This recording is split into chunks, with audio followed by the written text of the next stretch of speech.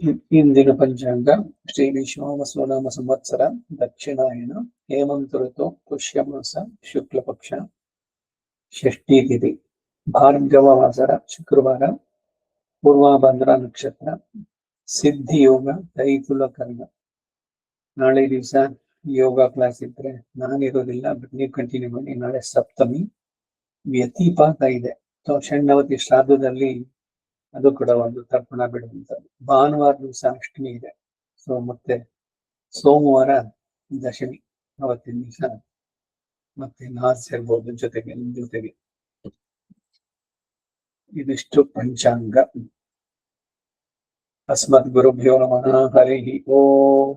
ಯಶ್ಚಂದಸಾಂ ವೃಷಭೋ ವಿಶ್ವರೂಪಃ ಛಂದೋಭ್ಯೋದ್ಯಮೃತಾತ್ ಸಂಭವೋ ಸಮೇಂದ್ರೋ ಮೇಧಯಾ ಸ್ಪೃಣೋತು ಅಮೃತಸ್ಯ ದೇವಧಾರಣೋ ಭೂಯಾಸಂ ಶರೀರಂ ಮೇ ವಿಚರ್ಷಣಂ ಜಿಹ್ವಾ ಮೇ ಮಧುಮತ್ತಮಾ ಕರ್ಣಾಭ್ಯಾಂ ಭೂರಿವಿಷ್ಟ್ರುವಂ ಬ್ರಹ್ಮಣ ಕೋಶೋಸಿ ಮೇಧಯಾ ಪಿಹಿತಃ ಶ್ರುತಂ ಮೇ ಗೋಪಾಯ. ಒಂದ್ಸಲಿ ನಾ ಎಲ್ಲ ಹೇಳ್ಬಿಡ್ತೀನಿ, ಸರಿಯಾಗಿ ಕೇಳಿಸ್ಕೊಡಿ. ಸ್ವರಗಳು ಅಲ್ಪ ಪ್ರಾಣ ಮಹಾಪ್ರಾಣ ಎಲ್ಲವನ್ನು ಗಮನಿಸಿ. ಸಂತ್ವಾನಹ್ಯಾಮಿ ಪಯಸಾ ಘೃತೇನ ಸಂತ್ವಾನಹ್ಯಾಮ್ಯಪವೋಷಧೀಭಿಃ ಸಂತ್ವಾನಹ್ಯಾಮಿ ಪ್ರಜಯಾ ಮಧ್ಯಸಾದೀಕ್ಷಿತಾಸನೋ ವಾಜಮಸ್ಮೇ ಪ್ರೈತೋ ಬ್ರಹ್ಮಣಸ್ಪತ್ನಿ ವೇದಿಂ ವರ್ಣೇನ ಸೀದತು ಅಥಾಹಮನುಕಾಮಿನಿ ಸ್ವೇ ಲೋಕೆ ವಿಷಾ ಇಹ ಸೌಪ್ರಜಸಸ್ತ್ವ ಭಯಗಂ ಸುಪತ್ನೀರುಪಸೀದಿಮ ಅಗ್ನೇ ಸಪತ್ನದಂಭನಮದಬ್ಧಾಸೋ ಅದಾಭ್ಯಂ ಇಮಂ ವಿಶ್ಯಾಮಿ ವರುಣಸ್ಯ ಪಾಶಂ ಯಮಬಧ್ರೀತಃ ಸವಿತಾ ಸುಕೇತಃ ಧಾತುಶ್ಚ ಯೋನೌ ಸುಕೃತಸ್ಯ ಲೋಕೆ ಸ್ಯೋನಂ ಮೇ ಸಹ ಪತ್ಯಾ ಕರೋಮಿ ಪ್ರೇಹ್ಯುದೇ ಹೃತಸ್ಯ ವಾಮೀರನ್ಮಗ್ನಿಸ್ತೇಘ್ರಂ ನಯತು ಅದಿತಿ ನಯತ್ವದಿತಿರ್ಮಧ್ಯಂ ತದತಾಗ ರುದ್ರಾವಸೃಷ್ಟಾಸಿ ಯುವಾನಾಮ ಮಾಹಿಗಂ ಸೀರ್ವಸುಭ್ಯೋ ರುದ್ರೇಭ್ಯ ಆದಿತ್ಯೇಭ್ಯೋ ವಿಶ್ವೇಭ್ಯೋ ವೋ ದೇವೇಭ್ಯ ಪನ್ನೇ ಜನೀರ್ಗೃಹ್ಣಾಮಿ ಯಜ್ಞಾಯ ಪನ್ನೇ ಜನೀಃ ಸಾಧಯಾಮಿ ವಿಶ್ವಸ್ಯ ತೇ ವಿಶ್ವಾವತೋ ವೃಷ್ಣಿಯಾವತಸ್ತವ ಆಗ್ನೇ ವಾಮೀರನುಸಂದೃಶಿ ವಿಶ್ವಾರೇತಗಂ ಸಿದ್ಧಿಶಿ ಯಾಗನ್ ದೇವಾನ್ ಯಜ್ಞೋನ್ವಿದೇವೀರ್ದೇವೇಭ್ಯೋ ಯಜ್ಞಮಶಿಷನ್ ಅಸ್ಮಿನ್ ಛನ್ವತಿ ಯಜಮಾನ ಆಶಿಷ ಸ್ವಾಹಾ ಕೃತಾ ಸಮುದ್ರೇಷ್ಠಾ ಗಂಧರ್ವಮಾತಿಷ್ಠತಾನು ವಾತಸ್ಯ ಪದ್ಮನ್ನಿಡಯೀದಿತೋಃ ಪಾಶಂ ವೃಷ್ಣಿಯಾವತಸ್ತ್ರಿಗಂ ಶಚ್ಚ ವಷಟ್ಕಾರೋ ವೈ ಗಾಯತ್ರ್ಯೈ ಶಿರೋಚ್ಛಿನ್ನತಸ್ಯೈ ರಸಃ ಪರಾಪತತ್ಸ ಪೃಥಿವೀಂ ಪರಾಪತತ್ಸ ಪೃಥಿವೀಂ ಪ್ರಾವಿಶತ್ಸ ಖದಿರೋ ಭವದ್ಯಸ್ಯ ಖಾದಿರಸ್ರುವೋ ಭವತಿ ಛಂದಸಾಮೇವ ರಸೇನಾವದ್ಯತಿ ಸರಸಾಂ ಅಸ್ಯಾಹುತಯೋ ಭವಂತಿ ತೃತೀಯಸ್ಯಾಮಿತೋ ದಿವಿ ಸೋಮ ಆಸೀತ್ ತಂ ಗಾಯತ್ರ್ಯಾಹರತ್ತಸ್ಯ ಪರ್ಣಮಚ್ಛಿದ್ಯತಾಂ ತತ್ಪರ್ಣೋ ಭವತ್ತತ್ಪರ್ಣಸ್ಯ ಪರ್ಣತ್ವಂ ಯಸ್ಯ ಪರ್ಣಮಯೀ ಜುಹೋರ್ಭವತಿ ಸೌಮ್ಯ ಅಸ್ಯಾಹುತಯೋ ಭವಂತಿ ಜುಷಂತೆ ಏಸ್ಯ ದೇವ ಆಹುತಿರ್ದೇವಾ ವೈ ಬ್ರಹ್ಮನ್ನ ವದಂತ तत्पर्ण उपशृणोच्छ्रभावैनाम यस्य पर्णमयी जुहोर्भवति न पापग्रश्लोकगं शृणोति ब्रह्म वै पर्णो विण्मरुतोऽन्नं विण्मारुतोऽश्वत्थो यस्य पर्णमयी जुहोर्भवत्याश्वत्युपभृत्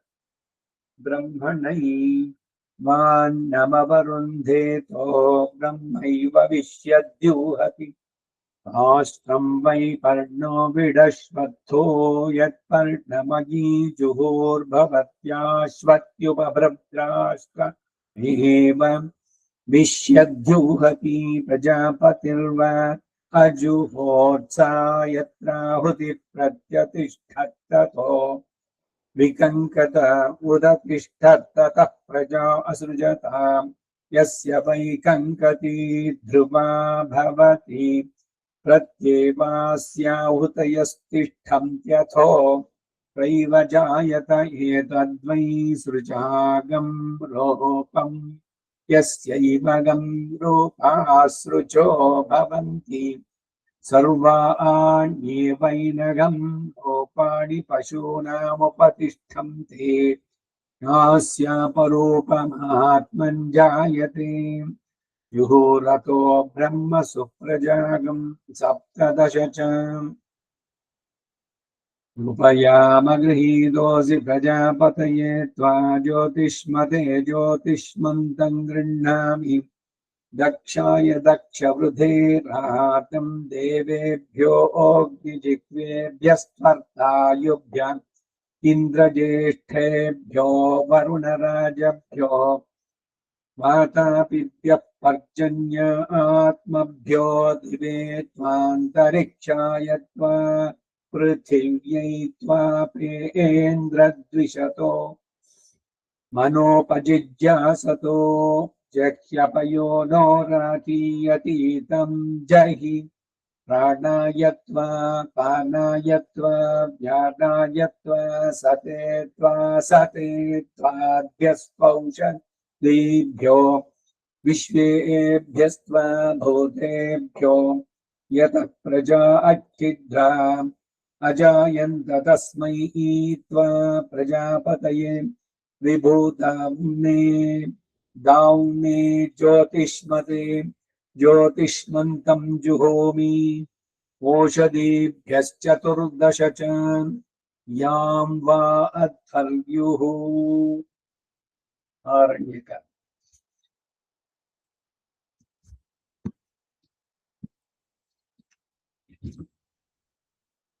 तपस्यं गोपमनिपद्यमानम् आचपराच कृतिपतिभिश्चरन्तम् ससद्रीची सविशूचीर्वसानः आवरीवर्ति भुवनेष्वन्तः अत्र प्रावीः मधुमाध्वीभ्याम् मधुमाधूचीभ्याम् अनुमां देववीतये समग्निरग्निनागताम् सं देवेन सवित्रां सगं सूर्येण रोचत दीर्घ सूर्येण इल सगं सूर्येण रोचते स्वाहा समग्निस्तपसागताम् सं देवेन सवित्रां सगं सूर्येण रोचिष्ट धर्ता दिवो विभासि रजसः पृथिव्या धर्ता पुरोरन्तरिक्षस्य धर्ता धर्ता देवो देवानाम् अमर्त्यस्तपोजाः हृदे त्वा मनसे त्वा दिवे त्वा सूर्याय त्वा ऊर्ध्वमिमध्वरं कृधि दिवि देवेषु होत्रायच्छाम् विश्वासां भुवां पते विश्वस्य भुवनस्पते विश्वस्य मनसस्पते विश्वस्य वचसस्पति विश्वस्य तपसस्पति विश्वस्य ब्रह्मणस्पति देवश्रूस्त्वं देवघर्म देवान् पाहि तपोजं वाचमस्मे नियच्छ देवायुवम् गर्भो देवानां पितामतीनां पतिः प्रजानां मतिः कवीनां संदेवो देवेन सवित्राय तिष्ठ सगं सूर्येणारुक्तम् आयुर्द्वास्त्वमस्मभ्यं धर्मवक्षोदा असि पितानोऽसि पितानो बोधा आयुर्धास्तनोधापयोधाः वर्चोधा परिबोधा द्रविणोदाः अंतरिक्षपुरोर्वरीयान् अशीमहित्वा मामाहिगंसीः त्वमग्ने गृहपतिर्विशामसि विश्वासां मानुषीणां शतं पोर्भिर्यविष्ठस्पाह्यगं हसः समेद्धारगं शतगं हिमानं तं द्राविणगं हार्दिवानम् इहैव रातयः सन्तु त्वष्टिमती ते सपेय सुरेता रेतो दधान वीदं विदेय तव सन्दृशी मोहगं रायस्पोषेण वियोषम् रोचते सूर्याय त्वा देवायुवं द्रविणोदा दधानाद्वे च ಭಗವಂತ ಸರ್ವನಿಯಾಮಕ ಎಲ್ಲಕ್ಕೂ ಅವನ ಅಧಿಪತಿ ಎನ್ನುವುದನ್ನು ಹೇಳಬೇಕಾದ್ರೆ ಇಡೀ ವಿಶ್ವಕ್ಕೆ ವಿಶ್ವಸ್ಯ ವಚಸಸ್ಪತೆ ವಚಸ್ಸು ವಾಕ್ ಅದಕ್ಕೆ ಅವನ ಪತಿ ವಿಶ್ವಸ್ಯ ತಪಸಸ್ಪತೆ ತಪಸ್ಸು ಸಿದ್ಧಿಸಬೇಕಾದ್ರೆ ಅವನ ಕೃಪೆ ಇರಬೇಕು ಚೆನ್ನಾಗಿ ವಿಶ್ವಸ್ಯ ಭುವನಸ್ಪತೆ ಭುವನಗಳು 14 ಒಂದು ಬ್ರಹ್ಮಾಂಡದಲ್ಲಿ ಆ ರೀತಿ ಅನೇಕ ಕೋಟಿ ಬ್ರಹ್ಮಾಂಡಗಳು ಎಲ್ಲದಕ್ಕೂ ಅವನು ಪ್ರತಿಯೊಂದು ಕೂಡ ಅವನು ಈ ಎಲ್ಲ ವಿರಾಟ್ ಸ್ವರೂಪದ ಇದ್ರಲ್ಲಿ ಬರ್ಬೇಕಾದ್ರೆ ಎಲ್ಲವೂ ಅವನ ಸಂಕಲ್ಪಕ್ಕೆ ನಡುಗಿ ನಡೆಸುವಂತಹದ್ದು ವೇಷಾಸ್ಮಾದ್ ಹೋಗುತ್ತೆ ಅಂತ ತೈತಿರಿಯದಲ್ಲಿ ಹೇಳಿದಂತೆ ವಿಶ್ವಸ್ಯ ಬ್ರಹ್ಮಣಸ್ಪತೆ ಇದು ಹೇಗೆ ಎಲ್ಲವೂ ಅವನಿಗೇನೆ ಅಂತಂದ್ರೆ ಈಗ ಬ್ರಹ್ಮ ಅಂದ್ರೆ ಸೃಷ್ಟಿಕರ್ತ ಬ್ರಹ್ಮನೋ ಅಥವಾ ಭಗವಂತನ ಮೂಲತಃ ಯಾರು ಅಂದ್ರೆ ಅವನೇನೆ ಎಲ್ಲ ಸೃಷ್ಟಿಯನ್ನು ಅವನು ಮಾಡಿ ವ್ಯಷ್ಟಿ ಸೃಷ್ಟಿ ಅನ್ನೋದನ್ನ ಮಾತ್ರ ಇವನು ಕೊಟ್ಟಿದ್ದು ಸಮಷ್ಟಿ ಸೃಷ್ಟಿಯನ್ನು ಭಗವಂತ ಮೊದಲೇ ಮಾಡಿದ್ದ ಪಂಚಭೂತಗಳು ಎಲ್ಲ ತಾನೇ ಆಗಿದ್ದ ದೇವ ಮನುಷ್ಯ ತಿರ್ಯಕ್ ಸ್ಥಾವರ ಅನ್ನೋ 4 ಮಾತ್ರ ಈ ಚತುರ್ಮುಖ ಬ್ರಹ್ಮನ ಕೊಟ್ಟಿದ್ದ ನೀ ಮಾಡು ಅಂತ ಹೇಳಿದ ತಕ್ಷಣ ಅವನ ತಲೆ ತಿರುಗ್ತು ಅವನಿಗೆ ಯಾಕೆ ಅಂದ್ರೆ ಕರ್ಮಾಯುತವಾದ ಶರೀರ ಸತ್ವರಜ ತ್ರಿಗುಣಾತ್ಮಕವಾದದ್ದು ಬ್ರಹ್ಮನ್ನು ಬಿಟ್ಟಿದ್ದಿಲ್ಲ ನಾನು ಕ್ರಿಯೇಟರ್ ಅನ್ಕೊಂಡ ಈ ಭಗವಂತ ಕೊಟ್ಟ 4 ವೇದಗಳನ್ನ ರೆಫರೆನ್ಸ್ ಆಗಿ ಇಟ್ಕೊಂಡು ಸೃಷ್ಟಿಯ ಕೆಲಸ ಮುಂದುವರಿಸುವಂತ ನಾ ಮಾಡ್ತೀನಿ ಇಂದ ಮಧುಕೈಟವರು ಅವರೆಲ್ಲಿಂದ ಬಂದ್ರು ಭಗವಂತನ ಕಣ್ಣಿಂದ ಬಂದಿದ್ದು 2 ಡ್ರಾಪ್ ಹಯಗ್ರೀವ ಅವತಾರಕ್ಕೆ ಮೂಲತಃ ಬಹಳ ಹಿಂದೆ ಹೇಳಿದ್ದೇನೆ ನಾನು ಬ್ರಹ್ಮನ ಅಹಂಕಾರ ನಿರಸನ ಆಗಿ ಆಮೇಲೆ ಇವನು ತಾನು ಹುಟ್ಟಿದ್ನಲ್ಲ ಕಮಲ ಅದರ ದಂಟಿನಲ್ಲಿ ಒಳಗಡೆ ಹೋಗಿ ಬಂದ ಎಲ್ಲೂ ಏನಿಲ್ಲ ಅಜ್ಞಾನ ಎಲ್ಲ ಕಡೆ ಆಮೇಲೆ ರಿಯಲೈಸೇಷನ್ ಭಗವಂತ ನಂದು ತಪ್ಪಾಯ್ತು ಕ್ಷಮಿಸು ನೀನೇ ಸೃಷ್ಟಿಕರ್ತ ನೀ ಕೊಟ್ಟ ಕೆಲಸ ಮಾಡೋದಕ್ಕೆ ಪುನಃ ಅದನ್ನ ನನಗೆ ಅನುಗ್ರಹಿಸುವಂದಾಗ ಭಗವಂತ ಹಯಗ್ರೀವ ಹಯಶಿರ ಕುದುರೆ ಮುಖದಲ್ಲಿ ಮಿಕ್ಕಿದೆಲ್ಲ ಶರೀರ ಮನುಷ್ಯರಂತೆ ಒಂದು ಹೇಷಾರವ ಮಾಡಿದ್ದು ಅದರಿಂದ ಬಂದದ್ದೇನು ಕುದುರೆಯ ಕೆನೆತ ಓಂಕಾರ ಅದನ್ನು ಕೇಳಿ ಮಧುಕೈಟಬರು ಸಮುದ್ರದಲ್ಲಿ ಪ್ರಳಯ ಜಲದಲ್ಲಿ ಮುಳುಗಿದ್ರಲ್ಲ ಅಲ್ಲಿಂದ ತಂದ್ರು ಮೇಲೆ ಬಂದ್ರು ಏನ್ ಶಬ್ದ ಅಂತ ಆಗ ಇವನು ಹೋಗಿ ಅದನ್ನು ತಂದು ಇವರು ಕೊಟ್ಟು ಅವರಿಬ್ಬರನ್ನ ಸಂಹಾರ ಮಾಡ್ದ ಹರೇ ಮುರಾರೆ ಮಧುಕೈಟ ಬಾರೆ ಇವೆಲ್ಲ ಈ ಕಥೆಗಳು ಇವುಗಳಿಂದ ಏನ್ ಕಲಿಬೇಕಾದ್ದು ಅಂದ್ರೆ ನಾವು ಬಹಳ ಎಚ್ಚರಿಕೆಯಿಂದ ಇರಬೇಕು ಅಹಂಕಾರ ಬರಬಾರ್ದು. ವಿದ್ಯಾಮದ, ಧನಮದ, ಯೌವನ ಮದ, ಆರೋಗ್ಯ ಮದ, ಮುನ್ನೊಂದರಲ್ಲೂ ಕೂಡ ಬಹಳ ಎಚ್ಚರಿಕೆಯಿಂದ ಏನ್ ಕೆಲಸ ಮಾಡೋದು ಕೂಡ ಎಲ್ಲ ಭಗವಂತನಿಗೆ ಆಗ್ಬೇಕು. ಅವನೇ ನೇಮಿಸೋದು, ಅವನೇ ಪ್ರೇರಕ. ಭೋಕ್ತ ಭೋಗ್ಯಂ ಪ್ರೇರಿತಾರಂಚಮತ್ವ ಇದರಲ್ಲಿ ಹೇಳುವಂತ ಅವಕ್ಕೆಲ್ಲ ಇವೆಲ್ಲ ಪೂರಕವಾಗಿದೆ. ಭುವಾಂಪತೆ, ಭುವನಸ್ಪತೆ, ಮನಸಸ್ಪತೆ, ಮನಸ್ಸಿಗೆ ನೋಡಿ, ಮನಸಸ್ಪತೆ ನೀನು ನನ್ನ ಮನಸ್ಸನ್ನ ನಿಯೋಜಿಸು. ನ ಪ್ರವೃತ್ತ ಪ್ರಾಪಾಣಿ ಪ್ರವೃತ್ತಾನಿ ನಿವೃತ್ತಯ. ಇಲ್ಲಿ ಇದ್ರಲ್ಲಿ ಏನೋ ಅಹಂ ಮದ್ರಕ್ಷಣ ಬರೋ ಮದ್ರಕ್ಷಣ ಪರಂ ತಥ ನಾವು ಹೇಳ್ತೀವಿ ಇಲ್ವಾ? ಆರಾಧನೆ ಮಾಡ್ಬೇಕಾದ್ರೆ ಮೊದಲು ವೇದಾಂತ ದೇಶ ನೋಡಿರ್ತಾರೆ. ಶರಣಾಗತಿಯನ್ನ ಪೂರ್ಣವಾಗಿ ಅದು ವ್ಯಕ್ತಗೊಳಿಸುವಂತ ನ ಪ್ರವರ್ತಯ ಪಾಪಾನಿ ಪ್ರವೃತ್ತಾನಿ ನಿವೃತ್ತಯ. ನನ್ನ ಮನಸ್ಸು ಪಾಪದಲ್ಲಿ ತೊಡಗಂತೆ ನೀನು ಸಂಕಲ್ಪಿಸು. ನಿರಂತರಂ ನಿನೈಪದಾಹ ನೀ ನಿನೈಕ ವೇಂಡುಮೆ. ನಾನು ನಿರಂತರವಾಗಿ ನಿನ್ನನ್ನು ನೆನೆಸ್ಬೇಕು ಅಂತ ನೀ ಸಂಕಲ್ಪ ಮಾಡು. ಯಾಕೆಂದ್ರೆ ನಿನ್ನ ಸಂಕಲ್ಪದ ಮುಂದೆ ಏನಿಲ್ಲ.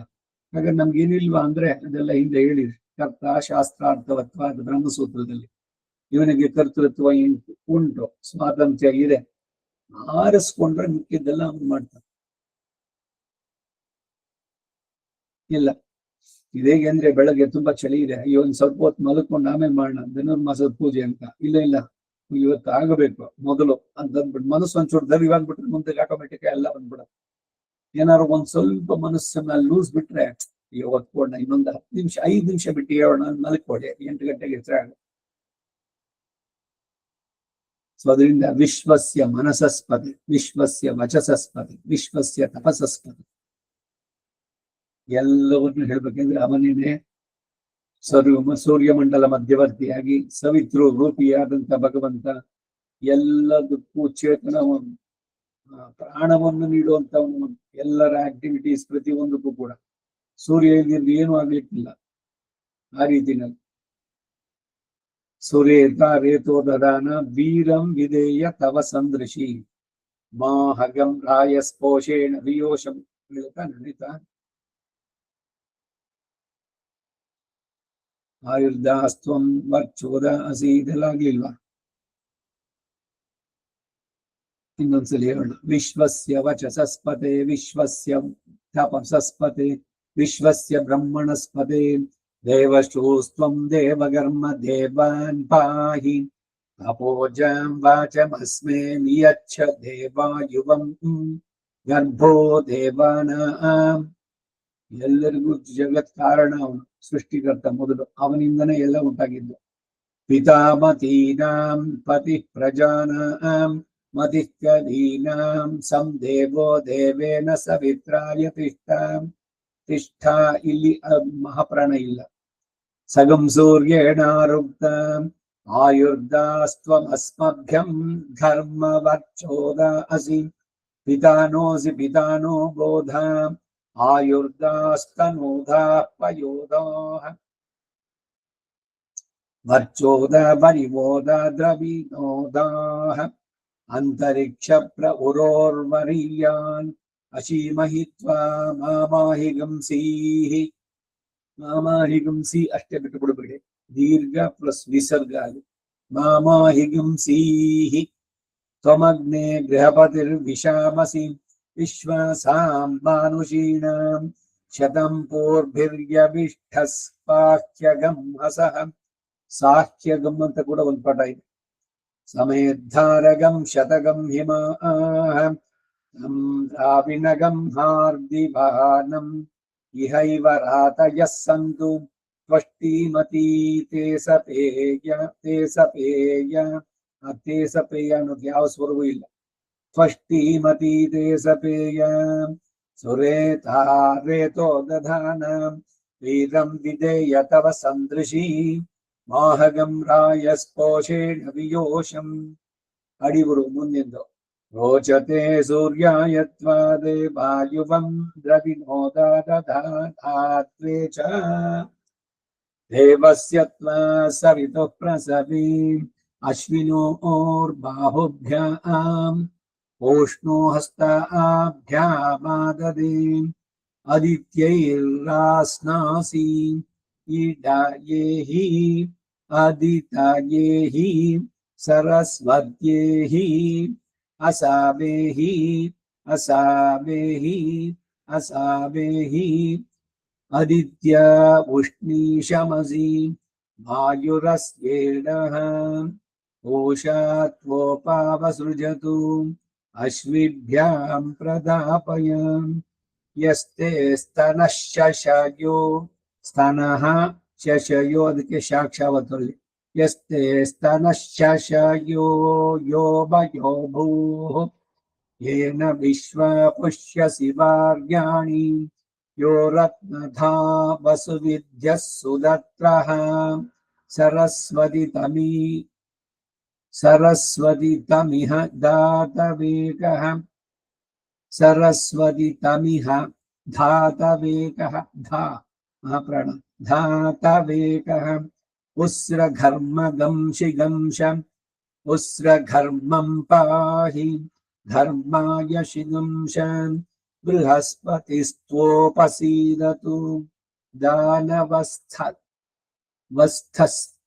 दानवस्थपेरवः वस्थपेरवहं काकुत्स्थ ಅಲ್ಲಿ ಎರಡು ಸಲ ಸಕಾರ ಉಚ್ಚಾರ ಇಲ್ಲೂ ಅಷ್ಟೇ ಸಕಾರ ಎರಡು ಸಲ ಬರಬೇಕು दानवस्थपेरवहं विश्वघृतो विश्वकृतो विश्वघृतो लोहितेन अनुदात विश्वघृतो लोहितेन अश्विभ्यां पिन्वस्व सरस्वत्यै पिन्वस्व ओष्णे पिन्वस्व बृहस्पतये पिन्वस्व इंद्राय पिन्वस्व इंद्राय पिन्वस्व गायत्रोऽसि त्रैष्ठुभोऽसि जगतमसि सहोर्जा भागेनोपमेहि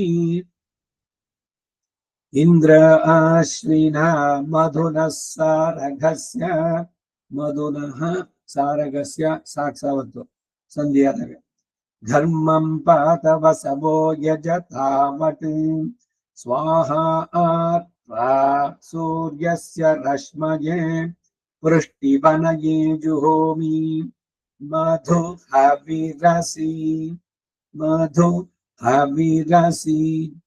दु मेले होगी तक्षण केळिद बरबिಟ್ಟು मधु हविरसि सूर्यस्य तपस्तप द्याव पृथिवीभ्यां त्वा परिगृह्णामि अंतरिक्षेण त्वोपयच्छामि देवानां त्वा पितॄणामनुमतो भक्तुगं शकेयं तेजोऽसि तेजो न प्रीहि दिवि स्पृङ्मामाहिगंसीः दिवि स्पृक् अंतरिक्ष स्पृक् पद स्पृक् अर्धाक्षर प्लस मकार ಬಂದಾಗ ಅನುನಾಸಿಕ ಸಂಧಿ ಆಗೋದು दिवि स्पृङ्मामाहिगंसीः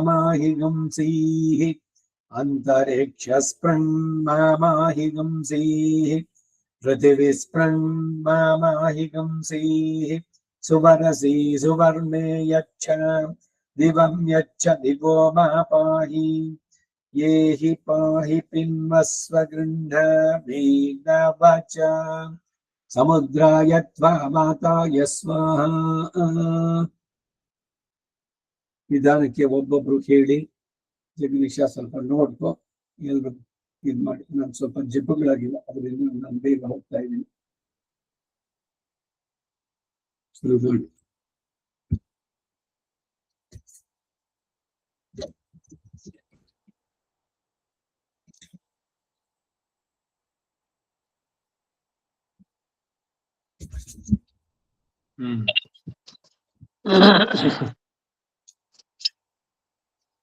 ಯಾರಾದ್ರೂ ಹೇಳಿ ನಾರಾಯಣ್ ಹೇಳ್ತಾರ ಹೇಳಿ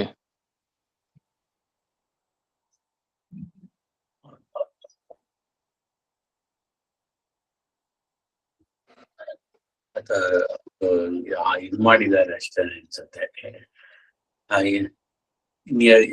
ಬೇರೆಯವ್ರು ಹೇಳ್ತಾರ ಹೇಳ್ದ ಅನ್ಮ್ಯೂಟ್ ಮಾಡಿರ್ಲಿಲ್ಲ ಸಾರಿ ಓಕೆ सन्त्वा नश्यामि पयसा घृतेन सन्त्वा नश्याम्यपओषधीभिः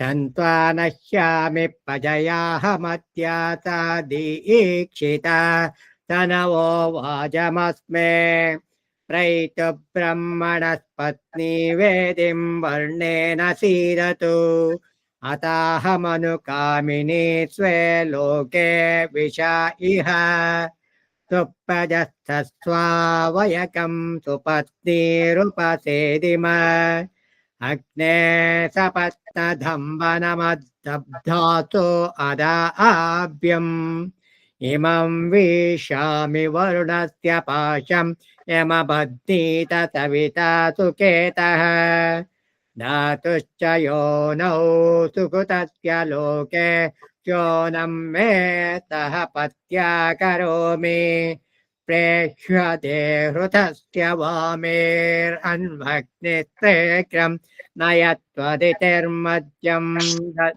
ददताकं रुद्रावसृष्टासि युवानममाम इगं सेर्वसुभ्यो रुद्रेभ्य आदित्येभ्यो विश्वेभ्यो वो देवेभ्यः पन्ने जनी गृह्णामि यज्ञाय वपन्ने जने साधयामि विश्वस्य ते विश्ववतो रुष्णियावतस्तव आग्ने वामीरनु सन्दृशि विश्वारेतागं विदिशीयागं देवान् यज्ञोनि देवेभ्यो यज्ञमशिषन्नस्मिन्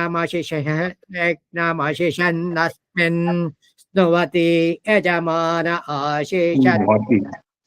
आशीष स्वाहा कुता समुद्रेष्ट गन्धर्वमातिष्ठतानु वातस्य पद्मनिडा ईडिताः पाशं वृष्णियावतस्तिगं शच्च वषट्कारो वै गायत्र्यै शिरोच्छिनतस्यै ततः परापतच्च पृथिवीं प्राविशत् कदिरो भवत्यस्य कादिरस्रुवो भवति छन्दसामेव रसेनावाद्यति सरसा अस्य उतयो भवन्ति तृतीयस्यामितो दिवि सोम आसीतं गायत्र्या अरत्तस्य पर्णमच्छिद्यत तत्पर्णो भवत् तत्पर्णस्य पर्णत्वं यस्य पर्णमयी जुहुर्भवति सौम्या अस्या उतयो भवन्ति जुषन्ते अस्य देवा आहुतिर्देवा वै ब्रह्मन्न वदन्त तत्पर्ण उपाशृणोतुष्ट्रवा वै नाम यस्य पर्णमयि जुहुर्भवति नापापग्श्लोकगम् शृणोति ब्रह्म वै पर्णो विन्मरुतोन्नं विन्मारुतो अश्वत्थो यस्य पर्णमयि जुहुर्भवत्याश्वत्यो ब्रह्मणैवान्नम् अवरुन्देतो ब्रह्मैव विश्यत्यूहति राष्ट्रं वै पर्णो विडश्वत्तो यत्पर्णमयि जुहुर्भवत्याश्वत्युप बृहद्राष्ट्रमेव विश्यद्यूहति प्रजापतिर्वा अजुहोत्सा यत्रावुते प्रत्यतिष्ठत्ततो विकङ्कत उदतिष्ठत्ततः प्रजा अत्रुजता यस्य वै कङ्कते ध्रुवा भवति पत्येवास्य उत यस्तिष्ठन्त्यतो प्रैव जायत एतत्त्वै तुचागं रूपं यस्यैवगं रूपास्तु चो भवन्ति सर्वाण्ये वैनगं रूपाणि पशूनामुपतिष्ठन्ते नास्यापरूपमात्मजायते जुहुरतो ब्रह्मस्तुजागं सप्तदश च उपयामगृहीतोति प्रजापतये त्वा ज्योतिष्मते ज्योतिष्मन्थं गृह्णामि दक्षया दक्षरुदेरातं देवेभ्यो ओग्नि जिह्वेभ्यस्त्वर्थायुभ्य इन्द्रजेष्ठेभ्यो वर्णराजभ्यो वातापिभ्यः पर्जन्य आत्मभ्यो दिवे त्वान्तरिक्षाय त्वा पृथिव्यै त्वापेन्द्रद्विषतो मनोपजिज्या ततो यश्च पयोनो रातीयते तं जहि प्राणाय त्वापानाय त्वाव्यानाय त्वा तते माभ्यस्तौषधेभ्यो विश्वेभ्यस्त्वा भूतेभ्यो यतः प्रजा अजायन्त तस्मै त्वा प्रजापतये विबोधा वन्ने ज्योतिष्मन्तं जुहोमि ओषधेभ्यश्चतुर्दश च यां वा अध्वर्युः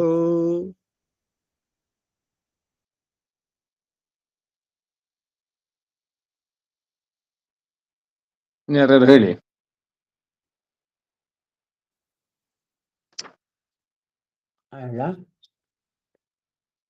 ಸಂತ್ವಾ ನಶ್ಯಾಮಿ